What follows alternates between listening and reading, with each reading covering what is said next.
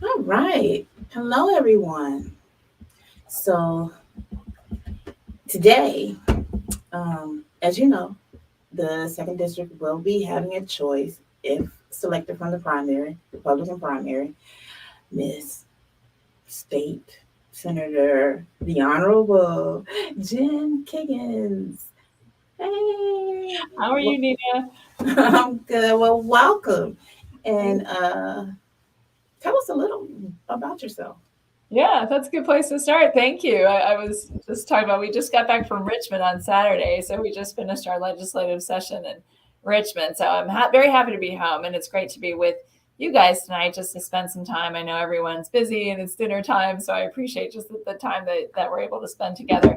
But I'm originally, gosh, I'm an Orlando, Florida native. I grew up working at Disney World in high school and went to college up in Boston on a Navy ROTC scholarship. And when I got out of college, I had to be in the Navy. So I chose to be a Navy pilot and went to flight school. And it was an honor and a privilege to be able to fly helicopters for 10 years. I graduated the year that women could fly in combat in 1993. And so it was an exciting time to be in naval aviation and 10 of the best years of my life I got to spend just working with a great team and a great group of people. Met my husband, who was an F-18 pilot, and then after I got out of the Navy, I was able to be a stay-at-home mom and had 4 children and was able to raise them for a while, and while my husband continued to be active duty. And then I had a GI Bill that was burning a hole in my pocket, and I decided to go back to school and be a nurse. My mother's a nurse, and my brother's a nurse, and I went to ODU for nursing school, and then went to on to become a adult geriatric nurse practitioner, where I currently am still current and practicing, or was practicing up until I went to Richmond, and just primary care, which so healthcare is just really important to me, especially for our older adults. And in 2019, I just was really tired of watching politics pan out on television and all the division and the rhetoric, and I didn't like what I saw. And so I thought, gosh, I feel like I can do better than this. We need to have some civility, some competence, and just some common sense. I felt like people that can run for office and represent us. So I ran in 2019 for a open state Senate seat. Frank Wagner held the seat before me, and he retired. So ran, really worked hard. I mean, just ran off of being, Navy veteran, being a healthcare provider, being a mom. That just felt like we could do better for our community and our families. So we won in 2019, and it's been an honor and a privilege to represent the half of the city of Virginia Beach, and I have 3 Norfolk precincts as well, and to represent the 7th Senate District up in Richmond. So this year then brings us to midterm elections and run for Congress. So I'm very excited about the opportunity to do that this year as well, this coming June for a primary, November for the general election. So it's an exciting year to run. But thank you again for having me and just letting me share my story. Awesome. So, I have a couple of questions for you, okay? Yeah. How will you support economic improvement in the African American community? Yeah, that's a great question. So one of the things I do in Richmond is I'm vice chair of the Minority Business Commission, which means that we get together with some regularity, especially when we're not in session, and discuss just opportunities for especially small business owners, for women, for SWAM businesses, right? So for small women and minority businesses, that's a group that's important to me. I think we need to help really all businesses achieve. Small businesses are the backbone of our communities, and we're stronger together when every single one of those small businesses does well. I want the environment to be welcoming to businesses, so to keep Virginia, to keep our Commonwealth a place where people want to come and open businesses, all people to want to come. But we are, that commission that I'm on, especially spends time focusing again on women and minority-owned businesses. So I think if we can provide those opportunities by keeping the regulatory burden low for businesses, keeping the tax burden low for businesses, we've seen some challenges with that the past couple of years. A little bit different this year. We have a different governor in place. We have a balanced government up there in Richmond. So we have still a Democratic-controlled Senate, but then a Republican House, a Republican governor. So I'm always very interested in pro-business legislation that helps really all businesses to succeed, but especially, again, those women and minority-owned businesses and small businesses. So excited to continue to advocate for that, especially on the federal level. Awesome. Explain what is meant when you say it's time to take our vision for common sense, conservative leadership to Washington. Yeah, that's a great motto that we do like to use. And I really run on being just kind of a common sense, everyday person who never held office before 2019. And again, just got off my couch, and I used to yell at my television. And my husband said, are you going to keep yelling at your TV, or are you going to get off the couch and do something? I hated that division that I saw. I hated the division between political parties.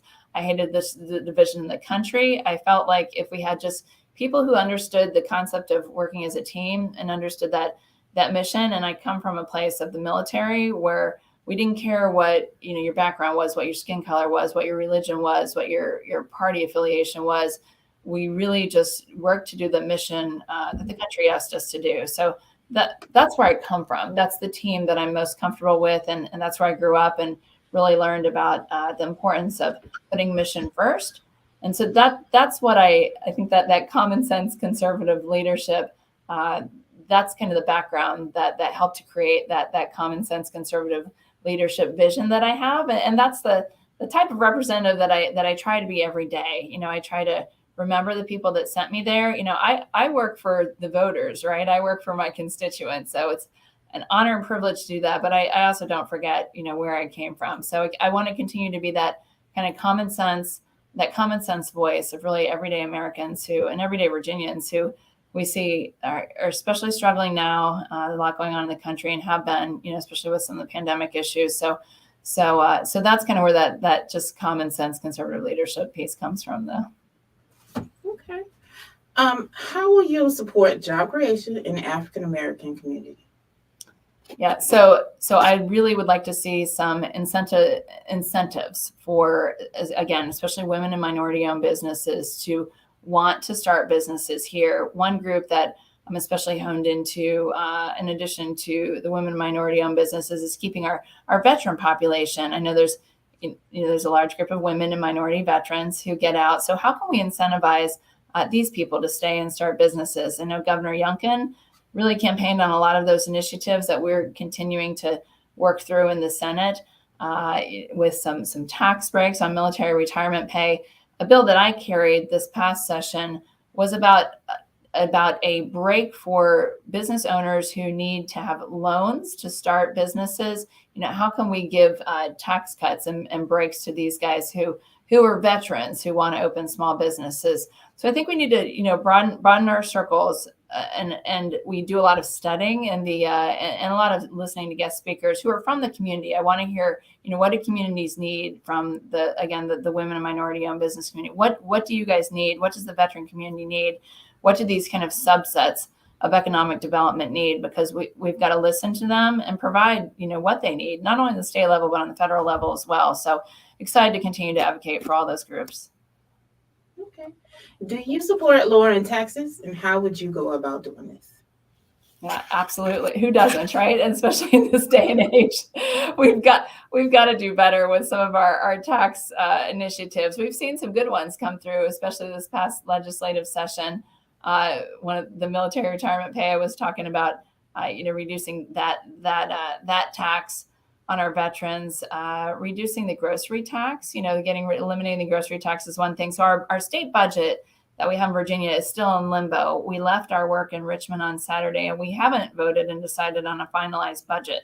So some of these pieces that you hear about, like the grocery tax and earned income credit and gas tax and even the veteran retirement pay tax breaks, they're still not decided. So we will have to be called to special session and go back to be able to vote on that budget. But one thing I think we do right in Virginia is that we have to have a balanced budget here in our state. And that means we don't spend more than we take in. And I'm concerned about, our spending priorities. I want our spending priorities to be in places that are really needing it. We see especially a lot of need in our schools right now, in our communities. But I think we need to focus. We can do this in Virginia, and we can do it by prioritizing our spending and, again, keeping that balanced budget. But I think we can give people those tax breaks, but do it mindfully so. And we just have to do that by not spending more than we take in. As a kid who grew up, with that, I grew up in a house where, if you want to spend more, you better get a job and work on the weekends so that so that you have that extra income to spend. So responsible spending is definitely important to me. How do you feel about the current healthcare system for the elderly, and how would you improve it? Yeah, so that's a great question. And those are, I like to say, those are my people, right? That's what I do for a living is take care of our older adults. I do right now adult geriatric primary care, but spent a lot of time and really grew up in nursing facilities and in assisted living facilities. I did some work in hospice and home health. And so that's a group of people that I feel like really needs some voices in government. They're often a voiceless group. Not just the patients and the older adults, but their families and their caregivers too, because their families are oftentimes spending so much time, so much money, so much effort just taking care of their loved one. So how can we best support, the caregiver, the people who are providing the care, including our nurses and our staff? So, if there's one thing that's important to me, it's keeping Medicare intact, especially on the federal level. I think we really, really need to keep Medicare for our older adults, keep that prices of those drug costs low. I see not only them challenged by healthcare costs and drug prices, other things that have to do with healthcare, including housing and transportation needs. And that's all part of a social determinant of health. So how are we going to look out for kind of the overall picture of a person's health? And then just incentivizing people to really have a role in their healthcare. There's so much work to be done in our nursing homes. And I have patroned a bill the past 3 years that I've been in the Senate about nursing home staffing ratios. I really think we do a poor job in Virginia of employing the right number of staff, because it's hard when you don't have enough staff and then you're trying to take care of a really needy group of people. So I'd like to see some legislation. We studied it with Joint Commission on Healthcare this past fall. It has been brought to the General Assembly for 18 years and has not passed the staffing ratios concept.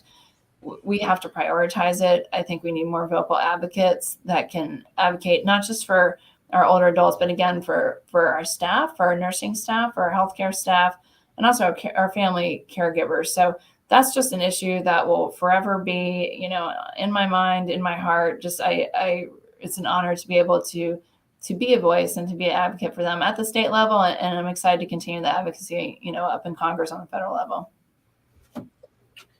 Majority of the cities represented by District 2 still have issues with flooding.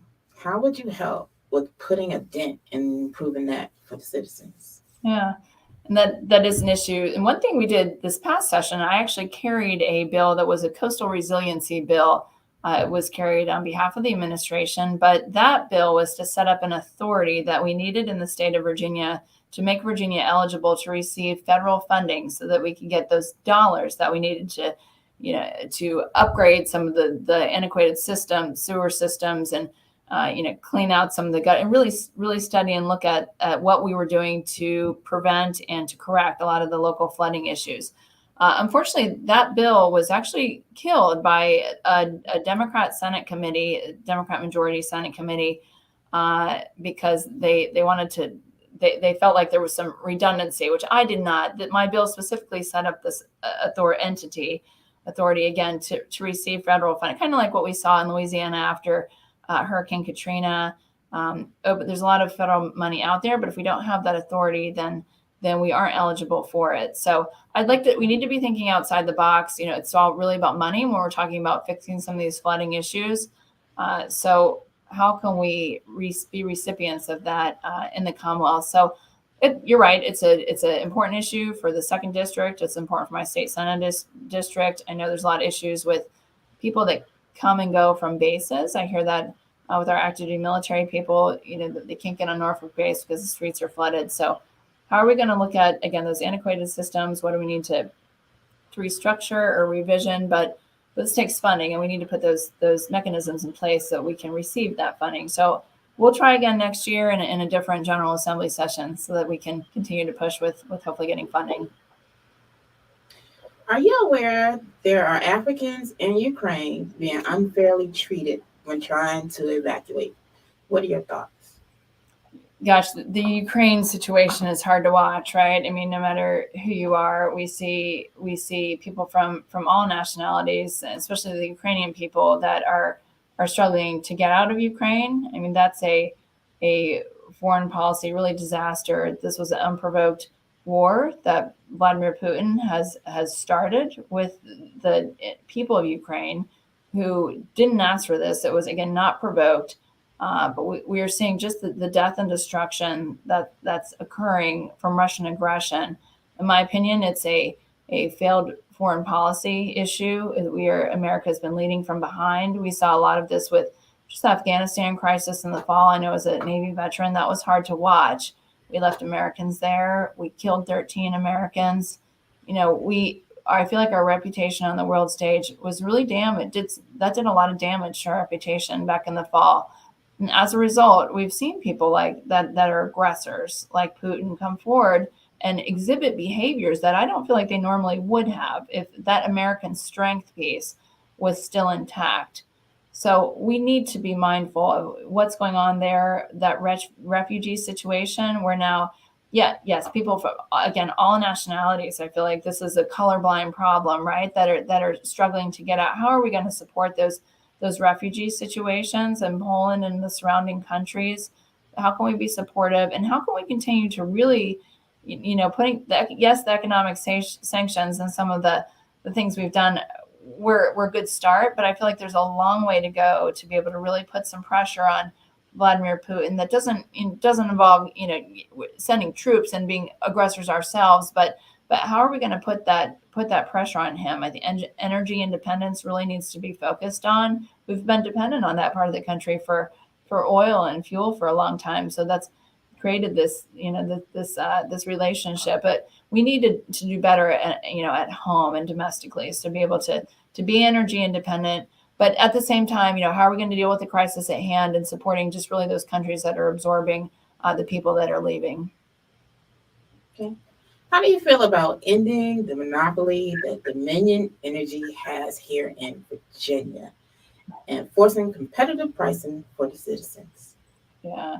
So Dominion is in the news sometimes, and I'm a supporter of free market, right? I want people to have the best prices for energy. I always am looking out for the ratepayer. I get concerned and am mindful of when we don't have that free market and that competition. We always have to focus on what are we doing to reduce energy rates. Dominion does take a lot of heat and is in the news frequently.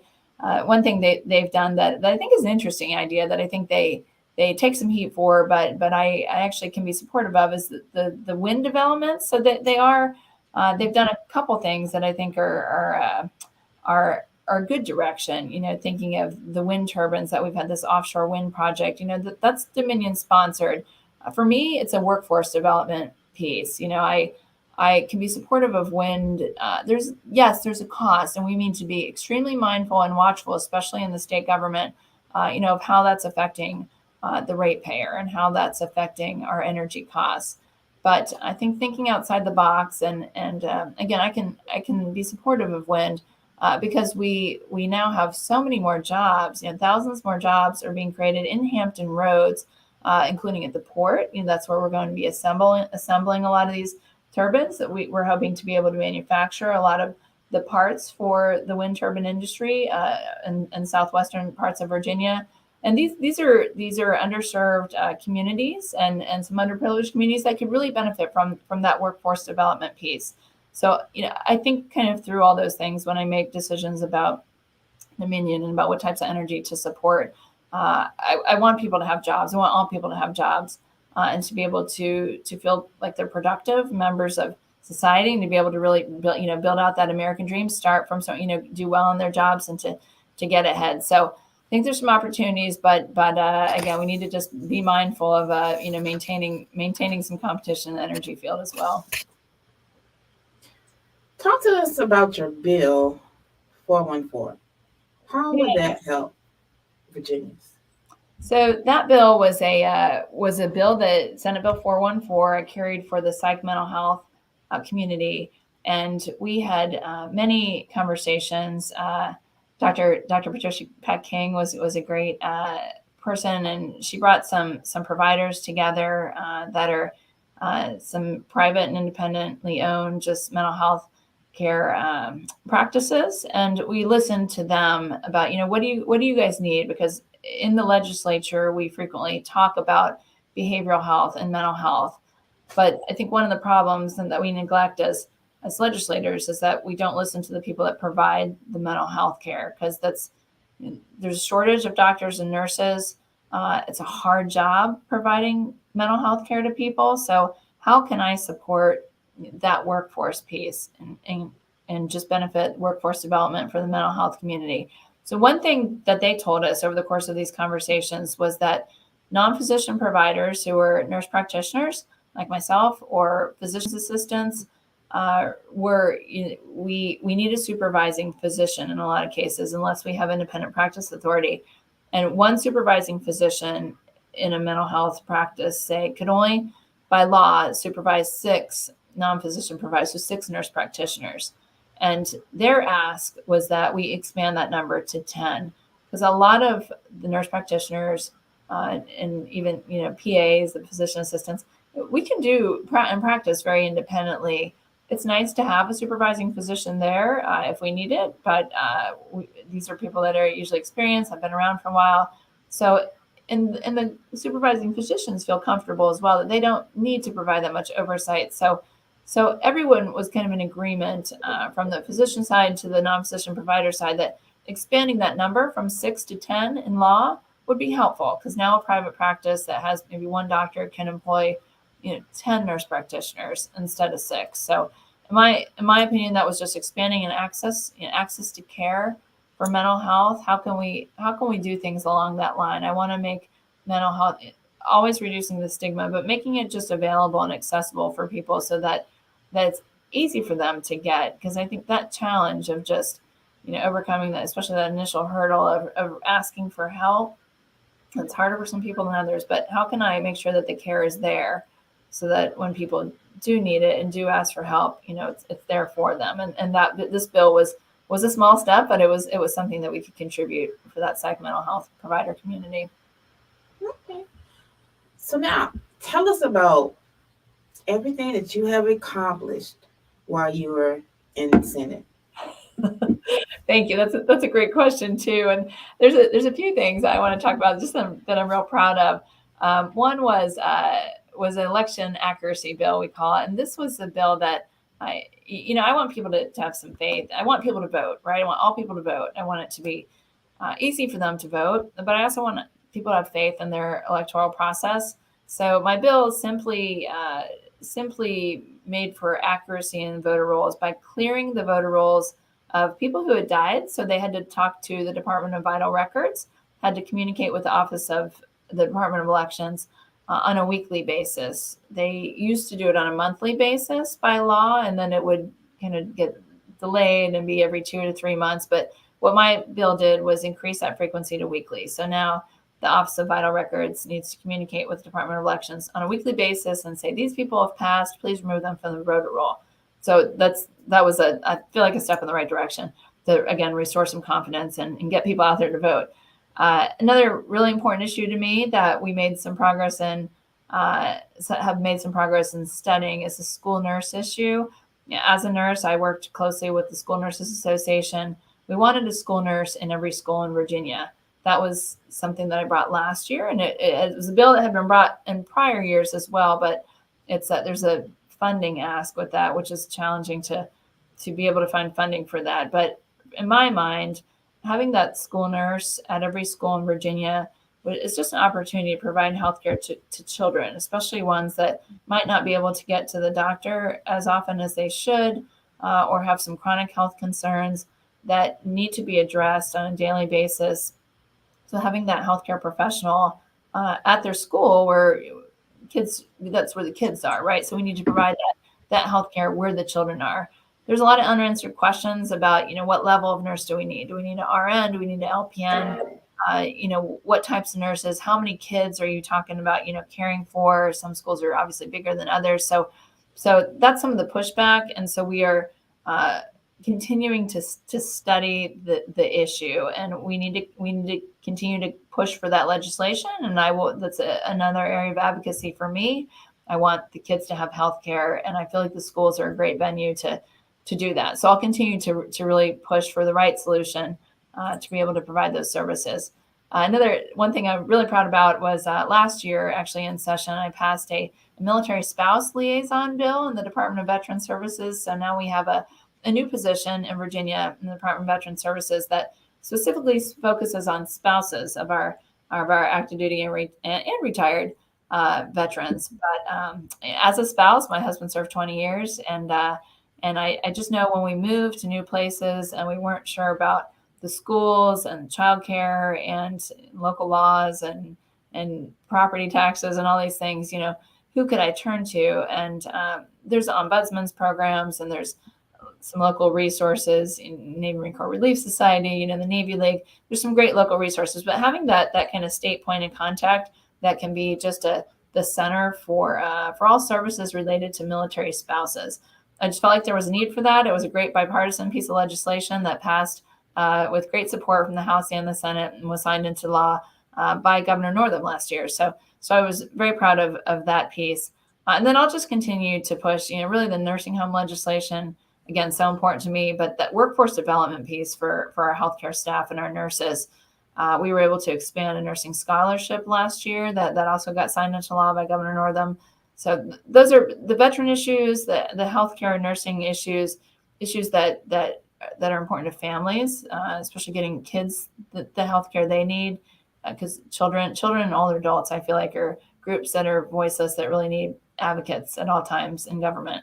So those are things I'm proud of, and those are things I'll continue to push for, hopefully on the federal level as well.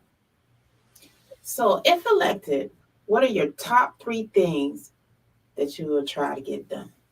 That's a great question. So at this point, I feel like really the top priority is restoring American strength in a few areas. I mean, the biggest area that we really need to restore that strength is in our economy, right? I could ask any person on the street, like, how much did you pay for gas last time you filled up? I'm sure it was over $4. It's ridiculous when we go to the pump and we fill up. At my kids' Civic, they've got an old Civic. It used to cost $20 to fill up that thing. And they came home and they said, Mom, it cost us $60 to fill up the old Civic.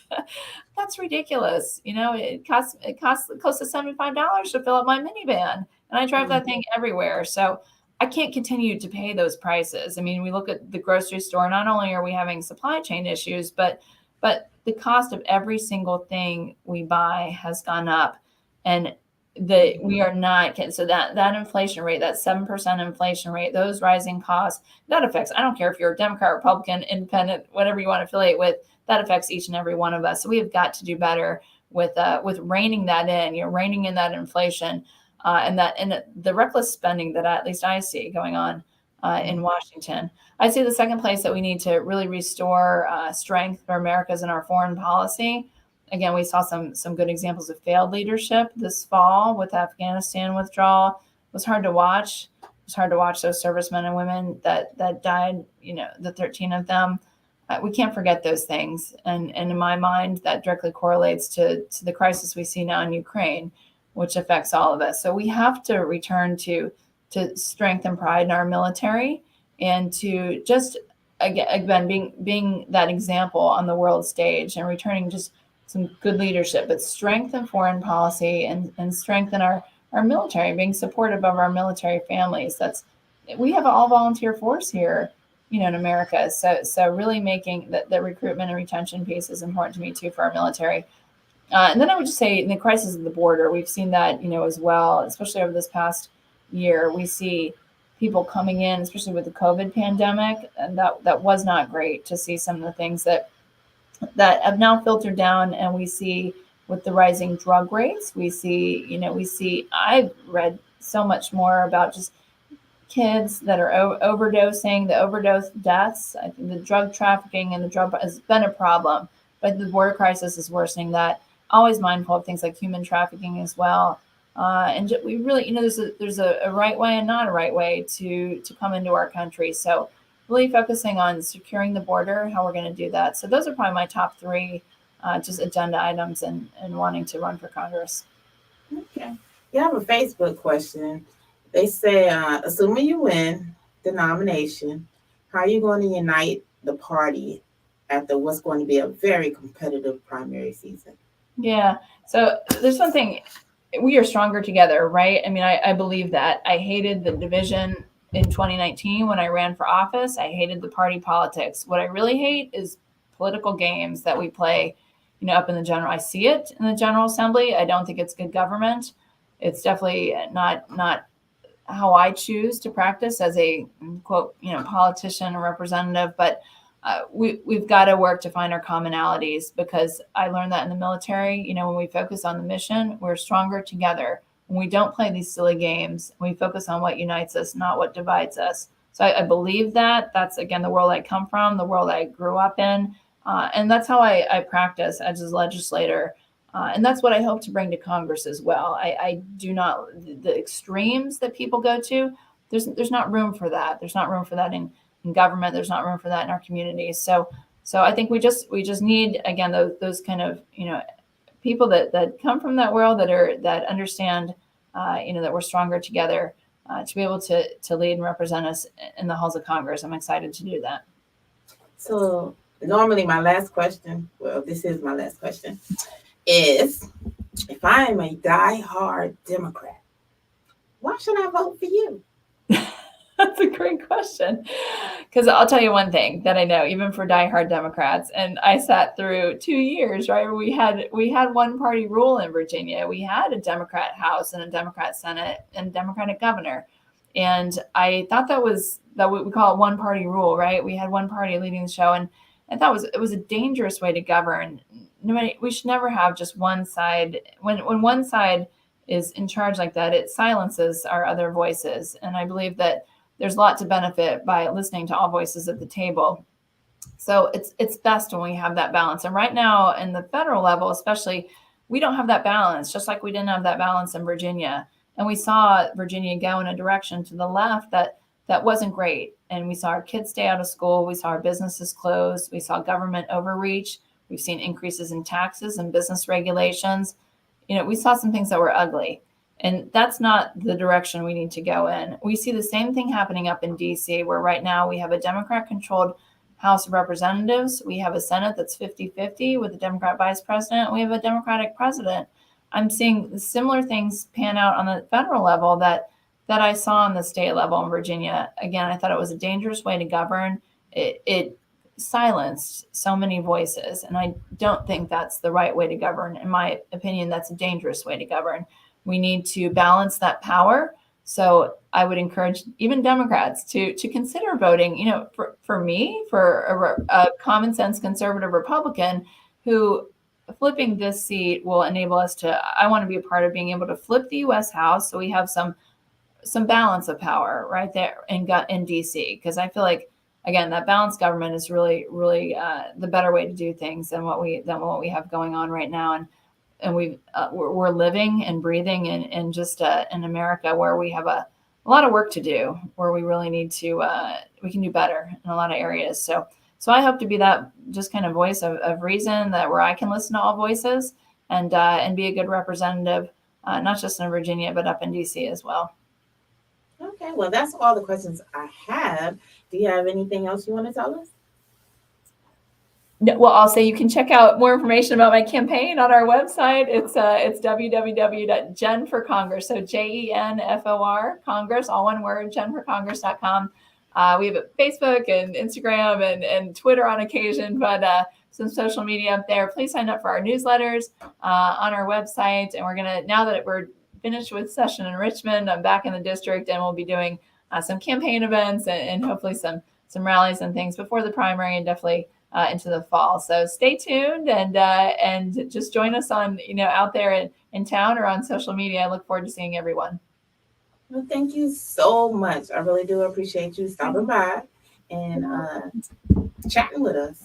You're anytime. We'll do it in person one time soon, next time. Oh, that'd be awesome. All right. Well, that's it for Let's Talk. Great. Well, thanks so much for having me. I appreciate your time.